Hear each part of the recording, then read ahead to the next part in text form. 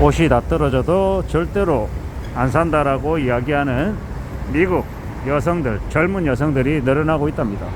왜 그런가 하고 봤더니 트럼프 2기 정부 들어섰지만 경제가 여전히 나아질 것 같지 않고 도리어 경제가 더 어려워질 것 같다라고 전망하는 미국의 이제 젊은 청년들이 많다라는 겁니다.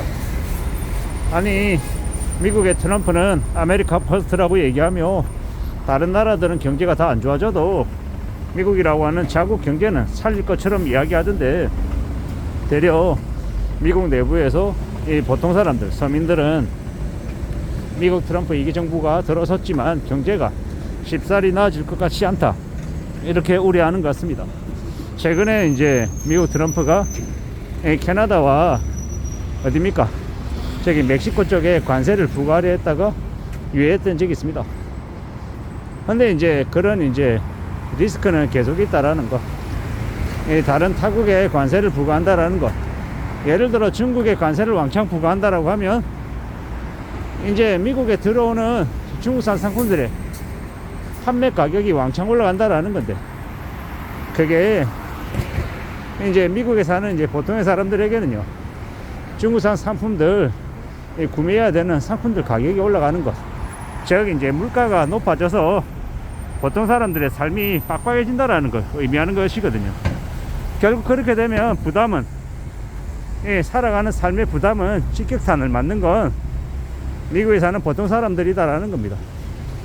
이게 그들이 느끼고 있는 모습의 하나다라고 보면 무리일까라는 생각을 해봅니다. 게다가 우리는 우리대로 또 저런 이제 미국 트럼프의 무역 전쟁, 관세 폭탄 때문에 우리도 염려되는 부분들이 되게 많죠. 삼성이나 현대가 국내 공장이나 아니면 생산 근거지를 마련해 두는 게 아니라 미국으로 옮기게 되면요, 그와 관련되어 있는 무수히 많은 협력업체들, 그들의 이제 일자리는 어떻게 되겠으며, 삼성전자나 SK하이닉스, 현대자동차와 관련되어 있는 무수히 많은 일자리들도 그냥 깡그리 사라지는 게 아닌가라는 이제 우려가 드는 거죠. 이게 이제 앞으로 염려되는 모습들이라는 겁니다. 결국 이제 우리에게도 되게 우려스러운 이제 상황들이 벌어진다라고 봐야 되겠죠. 많이 막막하고 많이 우려스러울 겁니다. 지금 이제 사람들이 소비가 완전 실종이 됐다, 지갑 자체를 안 연다, 이런 말을 되게 많이 하는데 괜히 그러는 게 아니라는 걸 우리는 이제 실제로 피부로 왕창 느끼는 것 같습니다. 대학 교수나 경제 전문가라고 하는 이들은 앞에 나와서 되게 많이 이야기하지만 현실은요, 우리가 생각하는 것보다 더 많이 안 좋은 것 같다라는 생각입니다. 미국에 사는 이제 보통 사람들도 그렇게 안 좋다라고 느끼면 다른 나라는요, 다른 이제 사람들은요, 그보다 훨씬 더 심하다라고 봐야 되는 거죠. 그런 이제 우려스러운 상황, 그런 답답한 현실들, 이런 것들을 우리가 잘 생각하며 지내야 될 것 같습니다. 그냥 좀 지나면 낫겠지, 이런 분위기 아니라는 겁니다. 트럼프 2기 정부 2025년부터 28년까지 4년은 그냥 되게 안 좋다라고 생각하고, 그래서 어떻게 대응할 건데, 나는 어떤 준비를 할 수 있을까, 나는 어디에 초점을 맞추고 살아가야 되는 걸까, 이런 것에 이제 관심을 둘 필요가 있겠다라는 겁니다.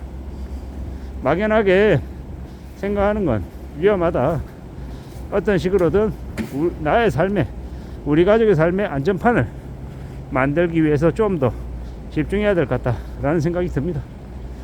많이 막막하고 많이 우려스럽고 많이 염려가 되는 것 같습니다. 이 험한 상황들을 어떻게 견뎌 나가야 될까라고 생각하는 사람들이 늘고 있는 것 같습니다. 그래서 1차적으로는 아예 소비 자체를 안 한다라는 거, 어떻게든 근검절약하고 검소하게 사는 걸 기본 모드로 탑재하겠다라는 것 같습니다. 우리가 처음에는 소비를 안 하면 되게 불편할 것 같고 되게 힘들 것 같고 되게 삶이 우울할 것 같지만, 막상 또 그에 맞춰서 적응하고 살면 또 그대로 사라집니다. 사람은 적응의 동물이기 때문에 소비를 안 한다고 해서 아주 삶이 폭망하거나 되게 피폐해지거나 그러지 않는다라는 겁니다. 소비를 합리적으로 이제 조절하고 살면 되려 자기 자신의 이 절제력이 생기고 또 자신의 삶을 자신이 주도해서 산다라는 이 모습 때문에 더욱더 어쩌면 삶의 만족도가 더 커질 수도 있다라고 봅니다.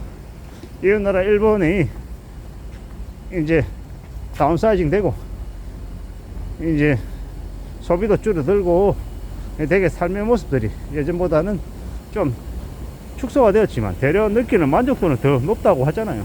왜냐?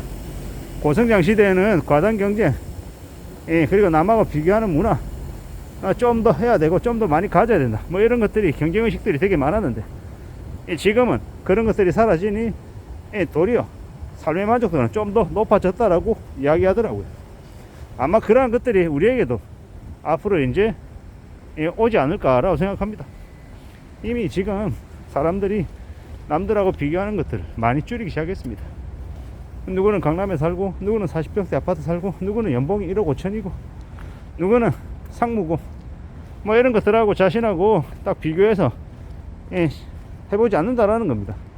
아니, 누군가가 대기업의 상무이든 연봉이 1억 5천이든 그저 내가 받는 월급, 내가 지금 현재 있는 처해 있는 상황에 맞춰서 부지런히 성실하게 살면 된다, 뭐 이렇게 생각하는 사람들이 많은 것 같습니다. 저도 그러하고요. 남들이 호텔 커피숍에서 2만원짜리 커피 마신다고 부러워하지 않는다라는 거. 그저 나는 내 처지에 맞춰서 동서 맥심 커피 그걸로 커피 한잔 해도 충분히 만족도가 있다라는 겁니다. 그렇게 살아도 나쁘지 않다라고 스스로 생각하며 지내는 겁니다. 좀 허름한 옷 입는다고 내 삶이 되게 불행해지는 게 아니니, 내가 밥을 되게 값싼 국밥 먹는다고 누가 나를 조롱하는 것도 아니고, 그저 각자의 상황에 맞게끔 자신의 처지에 미뤄서 살아가면 되는 게 아닌가라고 지금 생각하는 중입니다. 부지런히 성실하게 착실하게 살아가야죠. 우리의 삶을 지키는 사람들은 남이 아니다.